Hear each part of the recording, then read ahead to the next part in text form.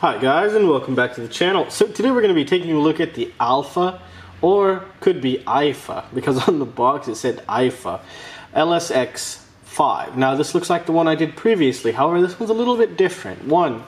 This one is a stretch X, and another thing that this thing is rocking 6mm arms, which is pretty insane.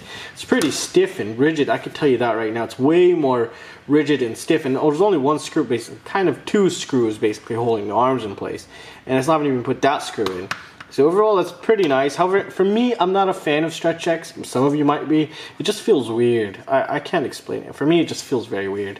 I like flying them. I'm not saying I don't like flying them, but I just prefer True X that feels more balanced for type of flying that I do. Obviously everyone has their own different style and their own different ways, but you know, here's a stretch X version.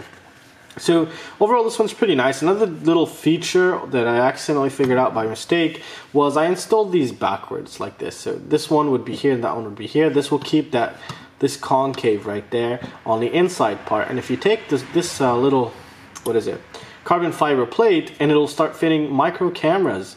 So if you have it on, if you have the if you have the carbon plates, the carbon camera side plates on the outside, it'll fit the HS1177 type cameras perfect. And if you flip them and have these go on the inside, then it'll fit the micro cameras such as a Runcam Micro and all those little monster micro cameras nowadays. So overall, it takes a 30x30 flight controller. It does not have a 20x20 hole size for any micro flight controllers and ESCs. They do have this little SMA port thingy for your SMA, and overall it's good. The aluminum seems decent. I also tried to screw the bottom very hard.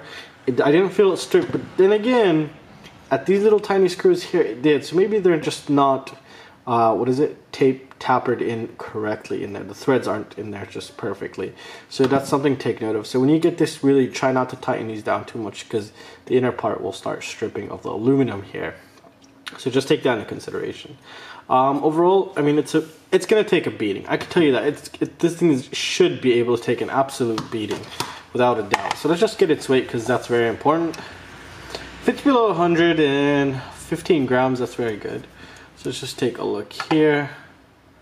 It's a bit on the heavy side. So it's a tank. It's almost a tank, I would consider it, because it's just basically, I think it's an OEM branded from Gep RC. And this thing, in theory, should be able to take an absolute beating. It's pretty heavy. It's actually a little bit on the heavy side, but that's fine. 10 grams is really nothing.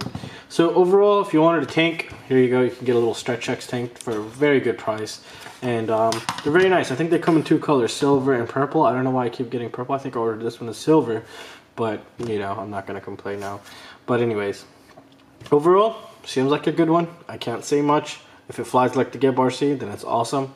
And it seems like it would be able to take an absolute beating like the Gep RC LX5 edition. So that's going to conclude it for this video, guys. I really hope you guys enjoyed it. If you guys have any questions or any suggestions, feel free to let me know. And please don't forget to like, share, and subscribe. And I will see you next time. See you guys. Take care.